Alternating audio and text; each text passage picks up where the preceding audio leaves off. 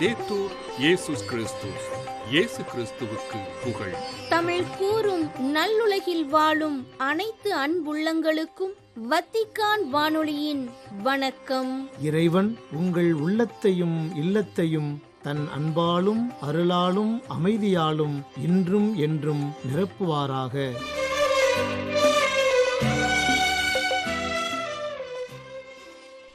அன்பு நேயர்களே, வத்திக்கான் வானொலி இன்று உங்களுக்கு வழங்கவிருப்பவை தடம் தந்த தகைமை, விவிலிய தேடல் மற்றும் செய்திகள்.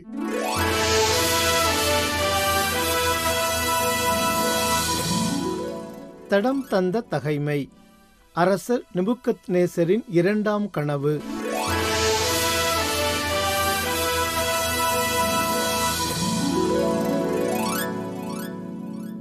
நெபுக்கத்நேசராகிய நான் வீட்டில் மன அமைதியுடனும் அரண்மனையில் வளமுடனும் வாழ்ந்து வந்தேன். நான் ஒரு கனவு கண்டேன். அது என்னை அச்சுறுத்தியது. நான் படுத்திருக்கையில் எனக்கு தோன்றிய கற்பனைகளும் காட்சிகளும் என்னை கலங்க வைத்தன. ஆதலால் நான் கண்ட கனவின் உட்பொருளை எனக்கு விளக்கி கூறும்படி பாபிலோனிய ஞானிகள் அனைவரையும் என் முன்னிலைக்கு அழைத்து வர வேண்டுமென்று கட்டளை பிறப்பித்தேன். அவ்வாறே மந்திரவாதிகளும் மாய வித்தைக்காரரும் கல்தேயரும் சோதிடரும் வந்து கூடினர். நான் கண்ட கனவை அவர்களிடம் கூறினேன். ஆனால் அவர்களால் அதன் உட்பொருளை எனக்கு விளக்கி கூற முடியவில்லை. இறுதியாக என் சொந்த தெய்வமாகிய பெல்தசாச்சாரின் பெயர் சூட்டப்பெற்ற தானியேல் வந்தார். அவர் புனிதமிகு கடவுளின் ஆவியால் நிரப்ப பெற்றவர். அவரிடம் நான் கண்ட கனவை கூறினேன். மந்திரவாதிகளின் தலைவராகிய பெல்தசாச்சார், புனிதமிகு கடவுளின் ஆவி உம்மிடம் உள்ளது என்பதையும் உம்மால் விளக்க முடியாத மறைபொருள் எதுவும் இல்லை என்பதையும் நான் அறிவேன். நான் கனவில் கண்ட காட்சி இதுதான். அதன் உட்பொருளை விளக்கி கூறுவீர். நான் படுக்கையில் கிடந்தபோது என் மனக்கண் முன்னே தோன்றிய காட்சிகளாவன. இதோ, நிலவுலகின் நடுவில் மரம் ஒன்றை கண்டேன். அது மிக உயர்ந்து நின்றது. அது வளர்ந்து வலிமை மிக்கதாய் வானத்தை தொடும் அளவுக்கு உயர்ந்து காணப்பட்டது.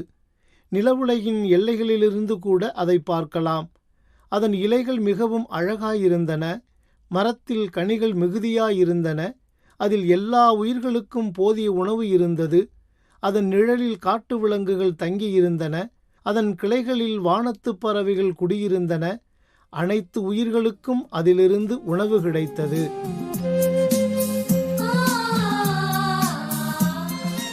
விவிலிய தேடல். திருப்பாடல் 70, பகுதி 1. இறுதி வரை இறைவனில் நிலைப்போம். ஆண்டவரே என் புகலிடம், ஆண்டவரே என் அடைக்கலம், உன்னதமானவரே நீரே என் பாதுகாப்பு, ஆண்டவரே என் புகலிடம். அன்பர்களே, கடந்த வாரம் நமது விவிலிய தேடலில் காக்கும் கனிவுமிகு கடவுள் என்ற தலைப்பில் 69வது திருப்பாடலில் 29 முதல் 36 வரை உள்ள இறைவார்த்தைகள் குறித்து தியானித்து அத்திருப்பாடலை நிறைவுக்கு கொணர்ந்தோம். இவ்வாரம் 70வது திருப்பாடல் குறித்த நமது தியான சிந்தனைகளை தொடங்குவோம். உதவிக்காக வேண்டல் என்று தலைப்பிடப்பட்டுள்ள இத்திருப்பாடல் மொத்தம் 5 இறைவசனங்களை கொண்டுள்ள மிக மிகச் சிறிய பாடல். வாழ்வின் இருள் சூழ்ந்த வேளையில் துணிவுடன் கடவுளை நோக்கி எழுப்பும் இறைவேண்டலாக இத்திருப்பாடல் அமைந்துள்ளது. இத்திருப்பாடலின் 5 இறைவசனங்களும் 40வது திருப்பாடலில் உள்ள 13 முதல் 17 வரை உள்ள இறைவசனங்களை அப்படியே பிரதிபலிப்பதாக இருக்கின்றது. மேலும் இது வாழ்வின் துயர் வேளைகளில் கடவுளை நோக்கி நம்பிக்கையுடன் இறைவேண்டல் எழுப்ப தூண்டுகிறது. இங்கே தாவீது 3 நிலைகளில் கடவுளை நோக்கி தனது இறைவேண்டலை எழுப்புகின்றார். முதலாவது, கடவுள் தனக்கு உதவுவார் என்றும், இரண்டாவதாக கடவுள் தனது எதிரிகளுக்கு வெட்கக்கேடுகளையும் இழிநிலைகளையும் கொண்டு வருவார் என்றும், மூன்றாவதாக தனது நண்பர்களுக்கு மகிழ்வை வழங்குவார் என்றும் நம்பிக்கையுடன் கடவுளை நோக்கி குரல் எழுப்புகின்றார். இப்போது இத்திருப்பாடலின் 5 இறைவசனங்களையும் தியானித்து இன்றே இதனை நிறைவு செய்வோம். இப்போது அந்த இறைவார்த்தைகளை இறை ஒளியில் வாசிப்போம். கடவுளே, என்னை விடுவித்தருளும். ஆண்டவரே, எனக்கு உதவி செய்ய விரைந்து வாரும். என் உயிரை பறிக்கத் தேடுவோர் அனைவரும் வெட்கமும் குழப்பமும் அடைவாராக. எனக்கு தீங்கு வருவதை விரும்புவோர் வெட்கத்தால் தலைகுனிந்து பின்னிட்டு திரும்புவாராக. என்னை பார்த்து ஆ ஆ என்று ஏளனம் செய்வோர் பெருங்கலக்கமுற்று பின்னிடுவாராக. உம்மை நாடித் தேடும் அனைவரும் உம்மில் மகிழ்ந்து கலிகூறுவாராக. நீர் அருளும் மீட்பில் நாட்டம் கொள்வோர் கடவுள் மாட்சிமிக்கவர் என்று எப்போதும் சொல்வர். நான் சிறுமை உற்றவன், ஏழை. கடவுளே, என்னிடம் விரைந்து வாரும். நீரே எனக்கு துணை, என்னை விடுவிப்பவர். என் கடவுளே, காலந்தாழ்த்தாதேயும்.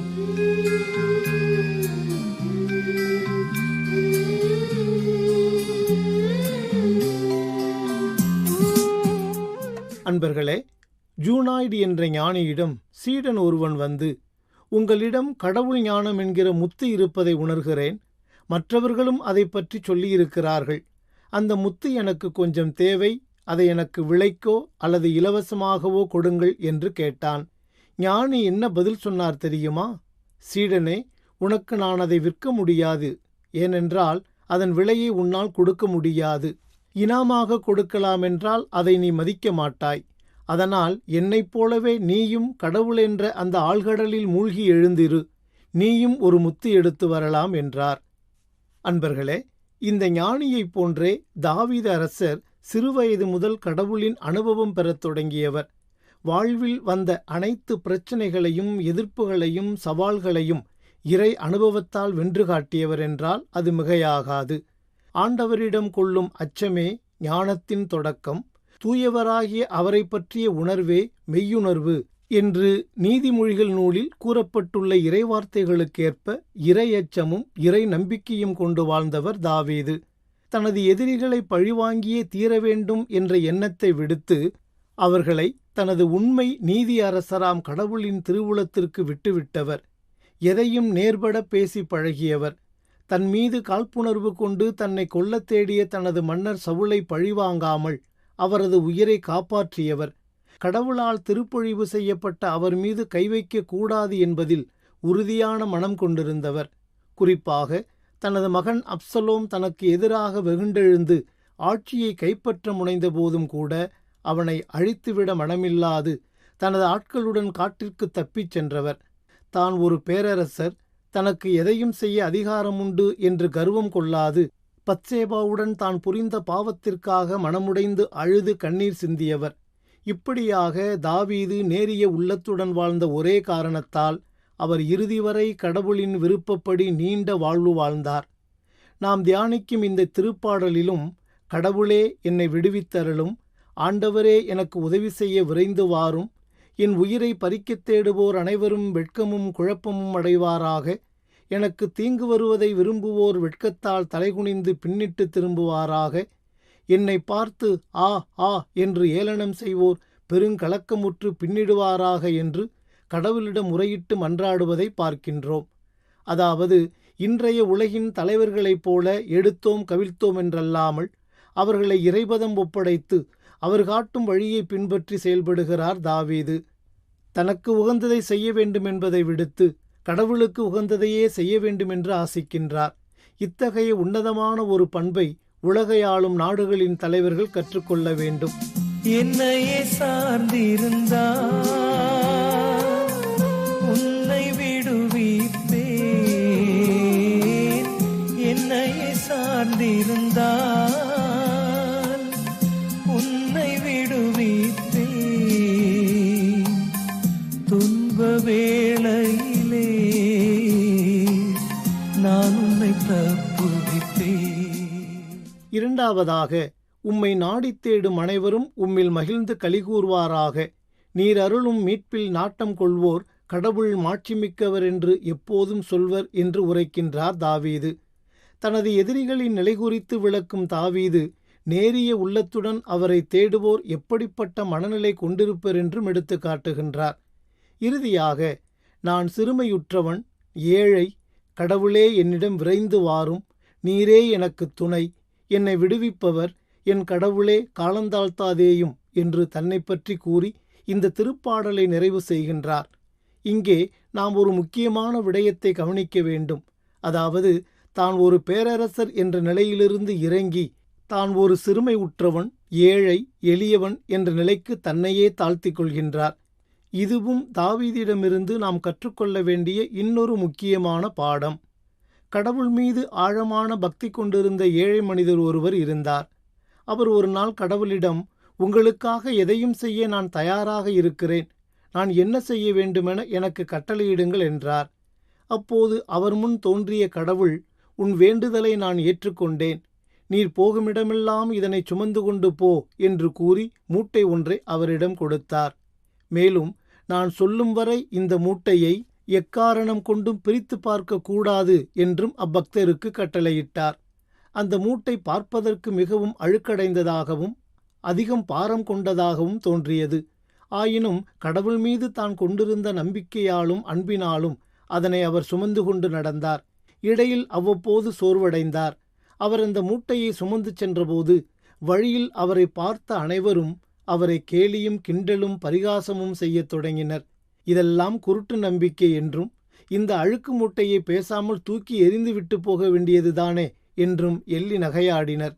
ஆனால் அந்த ஏழை பக்தர் அது குறித்தெல்லாம் சிறிதும் கவலை கொள்ளாமல் அதனை தூக்கி கொண்டு போனார்.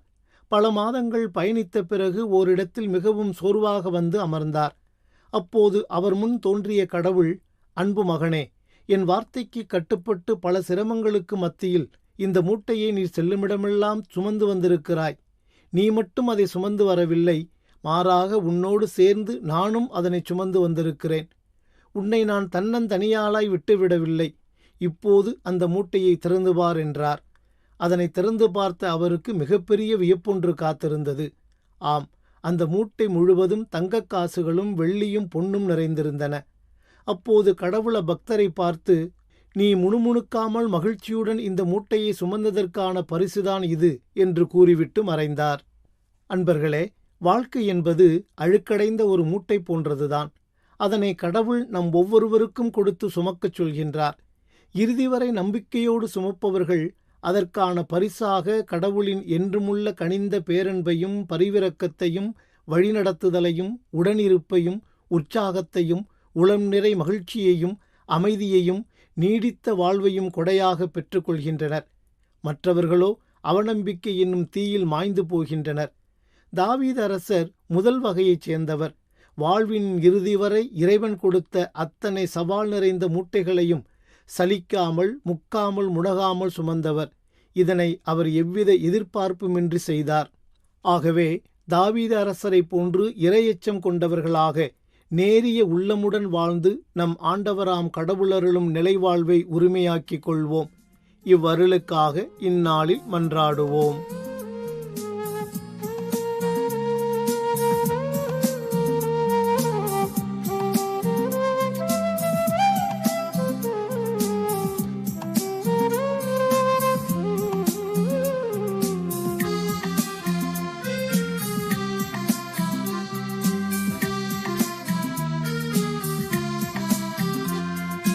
தீமை உன்னை அணுகாது, துன்பம் உன்னை நெருங்காது. தீமை உன்னை அணுகாது, துன்பம் உன்னை நெருங்காது. செல்லும் இடமெல்லாம் தூதர்கள் காத்திடுவார். ஆண்டவரே என் புகலிடம், ஆண்டவரே என் அடைக்கலம், உன்னதமானவரே நீரே என் பாதுகாப்பு. ஆண்டவரே என் புகலிடம், ஆண்டவரே என் அடைக்கலம், உன்னதமானவரே நீரே என் பாதுகாப்பு. இறுதி வரை இறைவனில் நிலைப்போம் என்ற தலைப்பில் இன்றைய விவிலிய தேடல் நிகழ்வை உங்களுக்கு வழங்கியது வத்திக்கான் வானொலி.